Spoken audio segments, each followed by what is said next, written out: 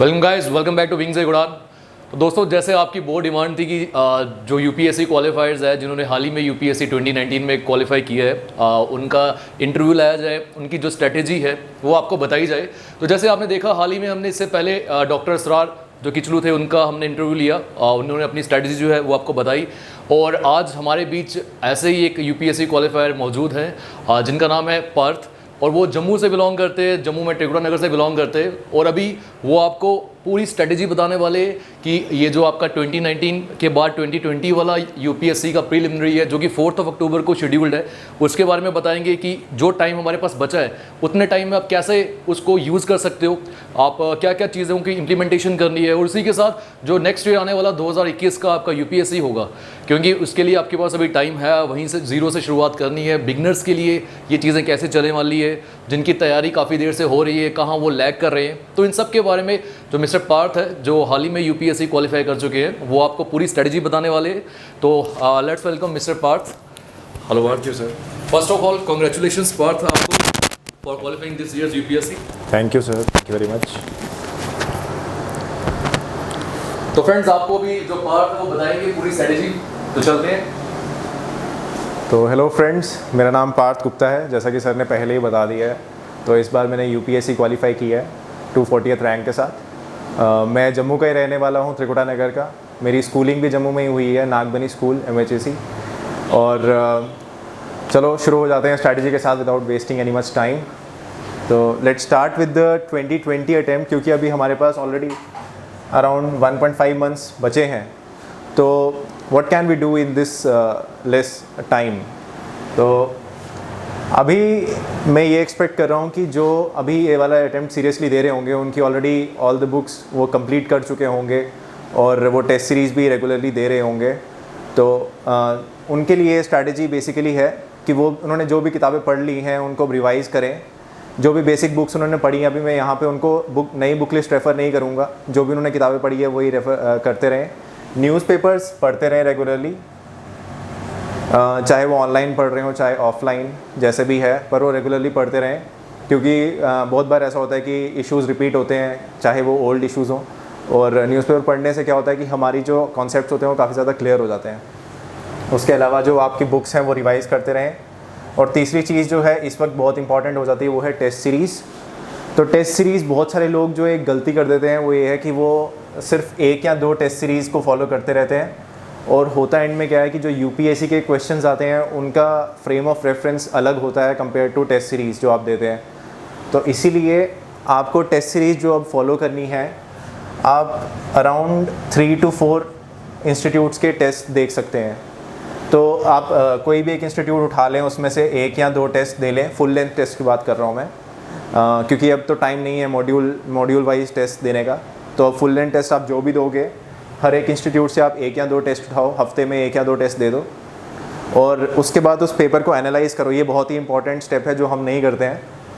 तो उसको एनालाइज़ करो और देखो कि आपके कौन से एरियाज़ वीक हो रहे हैं किसी टेस्ट में, आप क्या क्या गलतियां कर रहे हो। बहुत सारी ऐसे, जैसे हम नॉट जो प्रीलिम्स में होता है वो नहीं देखते हैं, या फिर हम बहुत सारे जैसे ऑप्शंस आउट ऑफ ऑप्शंस, इस तरह के क्वेश्चंस में हम कुछ कंफ्यूज हो जाते हैं। तो इस तरह के क्वेश्चंस को आप ज़्यादा अच्छी तरह करने की कोशिश करो। जो भी आपकी गलती हो रही है उसको अच्छे से करेक्ट करने की कोशिश करो। तो प्रीलिम्स जो भी टेस्ट सीरीज़ होती है, उसमें मेन फोकस आपका ये नहीं होना चाहिए कि आपको ज़्यादा एरियाज़ कवर करने हैं उस टेस्ट सीरीज़ में। उसका मेन फोकस होता है टेस्ट सीरीज़ का कि आपकी जो गलतियाँ हैं आपको वो उससे पता चल जाएँ।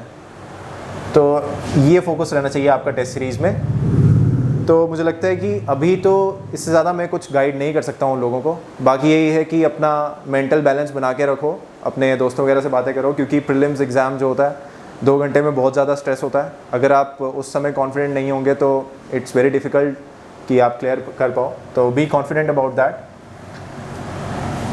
तो अभी तो यही स्ट्रैटेजी बता सकते हैं फॉर 1.5 मंथ्स। बाकी let's go for 2021। So some people may call it Mission 2021 और समथिंग। तो क्या करना चाहिए प्रीलिम्स। तो इसमें बहुत सारे लोग ऐसे होंगे जो तैयारी ऑलरेडी कर रहे होंगे और जिन्होंने 2021 में सोचा होगा कि हम देंगे, और बहुत सारे लोग ऐसे होंगे जो अब तैयारी शुरू करेंगे, तो मेरा मेन मोटिव ये है कि जो तैयारी अभी शुरू कर रहे हैं उनको किस तरह से गाइड किया जाए। तो लेट्स स्टार्ट विद दैट। तो हम बेसिकली बुक लिस्ट जो है वो बाद में पूरे इलेबोरेट बुक लिस्ट आपको बता देंगे, और अभी स्ट्रैटेजी के दौरान जो भी मुझे लगता है बुक लिस्ट बुक्स आपको रेफ़र करनी है वो मैं अभी बता दूंगा, ठीक है। तो प्रिलिमिनरी में आपको देखो NCERTs तो पढ़नी ही पढ़नी है, और it has to be a combined study, prelims plus mains. NCERTs, newspaper, तो न्यूज़पेपर कोई भी हो सकता है, या तो द हिंदू हो सकता है या फिर इंडियन एक्सप्रेस, मोस्टली लोग यही फॉलो करते हैं। इसके अलावा कुछ लोग जिनको इकोनॉमिक न्यूज़ पढ़ने में इंटरेस्ट है या जो उसको अच्छी तरह समझ पाते हैं, तो वो लाइव मिंट भी पढ़ सकते हैं। It's a very good newspaper. तो ये न्यूज़पेपर्स आप फॉलो कर सकते हैं। अगर आप कोई एक न्यूज़पेपर भी फॉलो कर रहे हैं इन दोनों में से, that is fine. The Hindu एक अच्छा न्यूज़पेपर है, ये फॉलो किया जा सकता है। तो NCERTs हो गई, न्यूज़पेपर हो गए। उसके अलावा कुछ रेफरेंस बुक्स हैं, इंपॉर्टेंट रेफरेंस बुक्स होती हैं, जैसे एक लक्ष्मीकांत की बुक है, M लक्ष्मीकांत की पॉलिटी की बुक है, वो इम्पॉर्टेंट बुक है। वो उसमें सारे चैप्टर्स नहीं पढ़ने हैं, कुछ इंपॉर्टेंट चैप्टर्स हैं वो आप पढ़ सकते हो।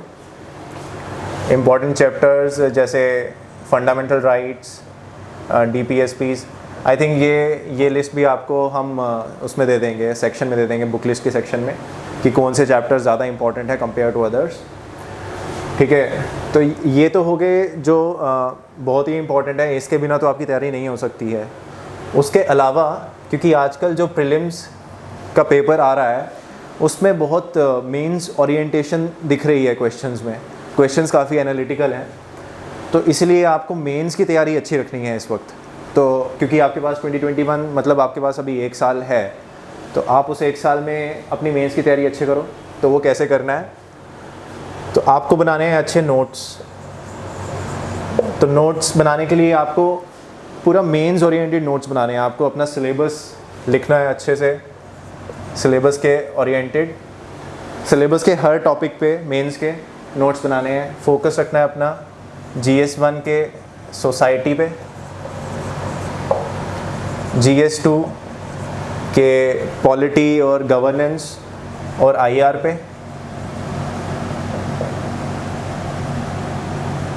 और GS3 भी ऑलमोस्ट पूरा, जैसे GS2 है वैसे GS3 भी ऑलमोस्ट पूरा। GS1 में बस सोसाइटी के पार्ट में आपको फोकस रखना है अपने जब नोट्स बनाने हैं करंट अफेयर्स के। और अब नोट्स कैसे बनाने हैं वो एक अलग चीज़ है जिस पे शायद कोई आर्टिकल मैं अभी फ्यूचर में लिखूं, ठीक है। तो अब ये सिलेबस के अकॉर्डिंग नोट्स बनाने हैं, इसमें बहुत सारे आप रेफरेंस मटेरियल्स यूज़ कर सकते हो, जैसे एक तो NCERTs हैं, रेफरेंस बुक्स हैं, उसके अलावा कोचिंग्स के नोट्स आते हैं, ऑनलाइन अवेलेबल हैं, वो आप यूज़ करो, ठीक है। और चौथी चीज़ है एक ARC की रिपोर्ट है, सेकंड ARC की, उसकी भी समरीज़ देखो। फिर इकोनॉमिक सर्वे है, उसको पढ़िए अच्छे से। और अभी तो फ़िलहाल जो 2 महीने का टाइम है इसमें बहुत सारे चेंजेस लाई है गवर्नमेंट, पॉलिसी चेंजेस, तो वो अच्छे से पढ़ लीजिए। ये आपको किसी भी कोचिंग के करंट अफेयर्स मटेरियल में मिल जाएंगे, मंथली अफेयर्स में, तो आप कोचिंग की वो चीज़ पढ़ सकते हैं। बट बहुत सारे लोग जैसे क्या करते हैं, कोचिंग के बुक्स मटेरियल पढ़ते हैं और न्यूज़पेपर नहीं फॉलो करते हैं, तो वो मैं रेफ़र नहीं करूँगा, वो मैं रिकमेंड नहीं करूँगा। This is not a substitute for newspaper, because होता क्या है कि आपकी एक एबिलिटी बनती है न्यूज़पेपर पढ़ने से कि आप चीज़ों को समझे अच्छी तरह से।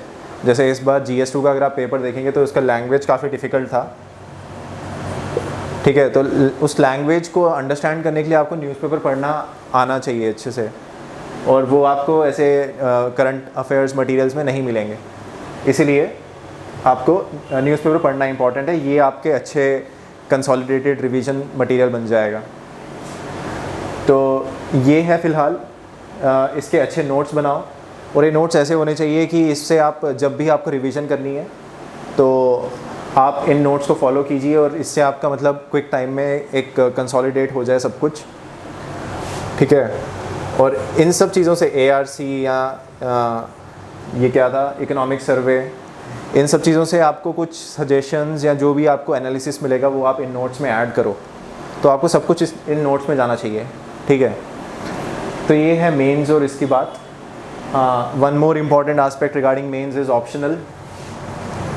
तो मेरा ऑप्शनल हिस्ट्री था और अभी मैं उसकी स्ट्रैटेजी डिस्कस नहीं करूँगा।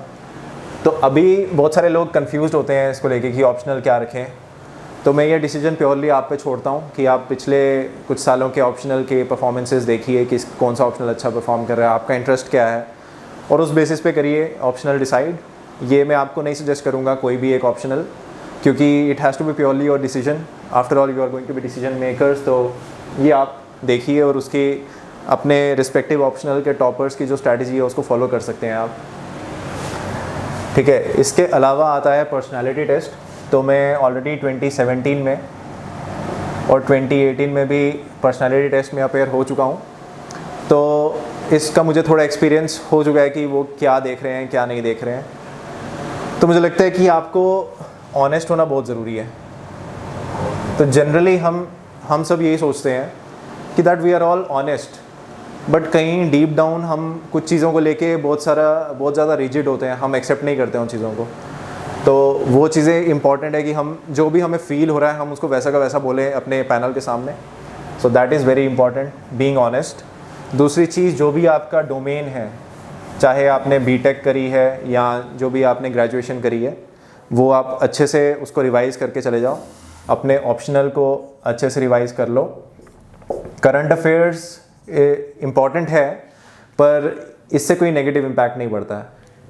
एंड अबव ऑल वो आपके प्रेजेंस ऑफ माइंड भी देख रहे हैं, तो वहाँ पर वो कुछ ऐसी चीज़ें कभी पूछ लेते हैं तो वहाँ पे प्रेजेंस ऑफ माइंड चेक हो जाता है उनका।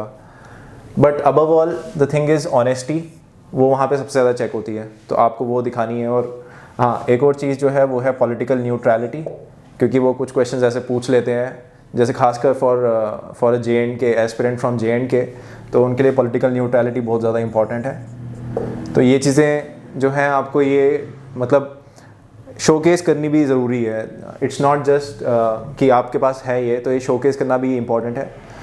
तो ये कुछ चीज़ें हैं, धीरे धीरे आपको ये समझ में आएंगी। बाकी तो आपको जो आप मॉक इंटरव्यूज़ दोगे वो भी आपको कुछ गाइड करेंगे।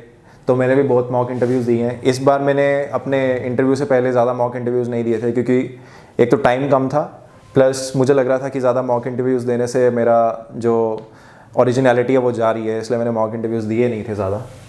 तो that is all I can share with you now.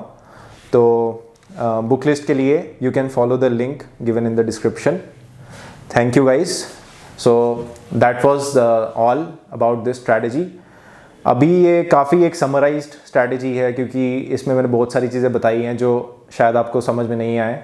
तो you can ping that in the comment section और you can send email to the Wings Academy so that they can clarify your doubts further. Thank you very much.